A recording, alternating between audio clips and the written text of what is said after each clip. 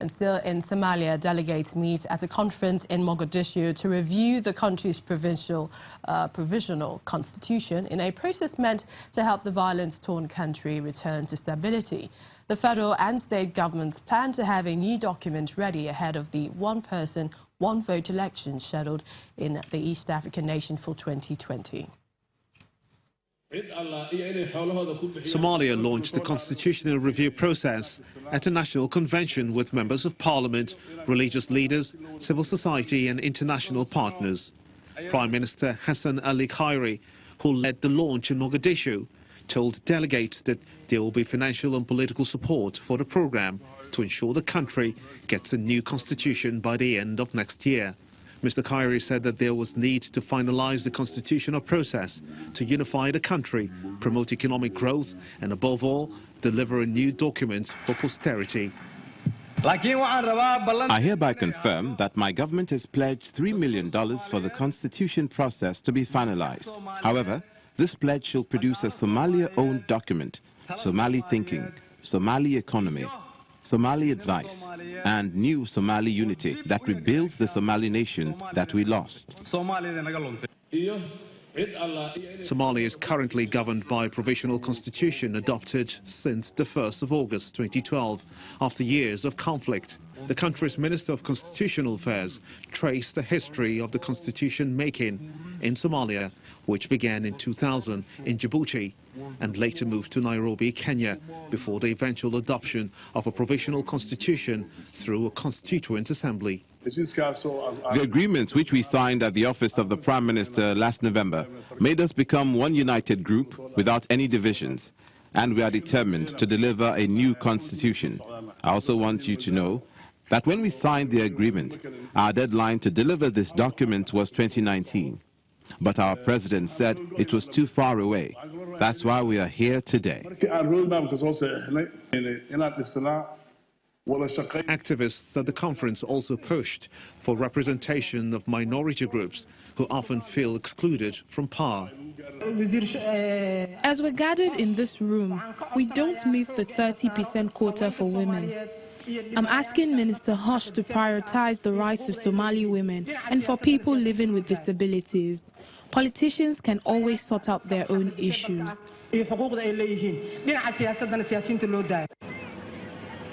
Somalia has been in turmoil since 1991, hit by decades of conflict at the hands of clan militias. Over the past several years, it has also been hit by an insurgency by Al-Qaeda-linked Al-Shabaab, famine, and maritime piracy. The new constitution is expected to replace the 2012 provisional constitution, which was approved by an 825-member National Constituent Assembly. Well, for more on this, Ejeta Antonio, a lawyer and African affairs analyst, joins us now. Welcome to Network Africa. It's my pleasure to be here. So, a great day for the future of Somalia and the government. What do you make of this, Somalia's constitution review ahead of the elections in 2020? Yeah, I will say something refreshingly different from the tales of woes that have come out of this country in the Horn of Africa over the years. Indeed, that country has been bedeviled by a crisis for close to 4 decades now. I think this is refreshingly different, and it's good news for Africa that destabilized nation is beginning to think towards the path of progress, path of democracy and stability. I think it's good news, cheering news for Africa. Because some people have really wondered, with regards to a provisional constitution that was adopted that long in 2012, if after years of conflict, as you've mentioned, the optimism, do you think this new constitution would hasten the country to peace, to stability of some sort? There has to be a turning point in the history of the constitution making. You will recall that even the provisional constitution that was adopted in 2012 did not have the all-inclusive element that was required by all the regions in Somalia.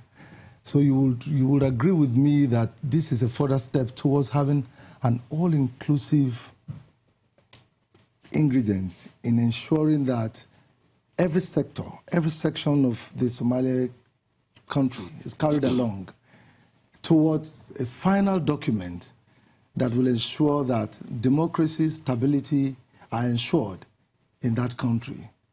It's been fine coming. You mentioned all-inclusive as well. Now, rights activist Zahra Mohammed Ahmed is pleading with the team reviewing the Constitution to ensure there's 30% quota for women and also the protection of the rights of people living with disability.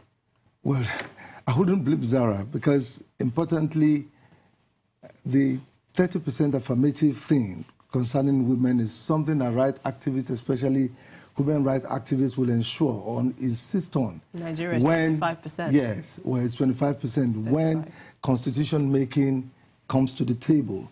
And this is also very good because it's the people in Somalia that are giving themselves a constitution. So it's a good takeoff point for them to insist on those constitutional provisions now, because amendments become very difficult to ensure them.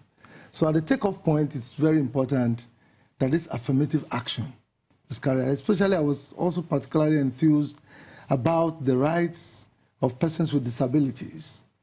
We've been grappling in Nigeria with the issue of giving persons with disability rights. Even a bill has not been accented to.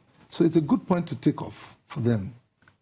How important is the constitution of any nation, especially to ensuring that there is a clear definition of responsibilities and powers? Well, a constitution for any nation is like a lifeblood.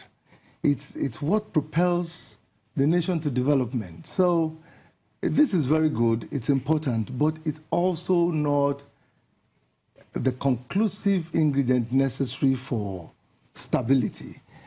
Somalia has been grappling with lots of problems, latest of which is the issue of the Al-Shabaab, Al-Qaeda network that is in control of a large swath of land in Somalia. So many regions, as we speak, are under the control of Al-Shabaab.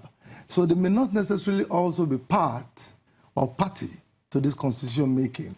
So that's a drawback. But we hope that with the majority going along, they'll be able to confront that problem over time. Thank you so much, Mr. Jetta Otonio, lawyer and African affairs analyst, for coming on the program. It's my pleasure. Thank you.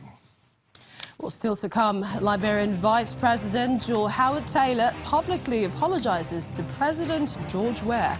Please stay with us.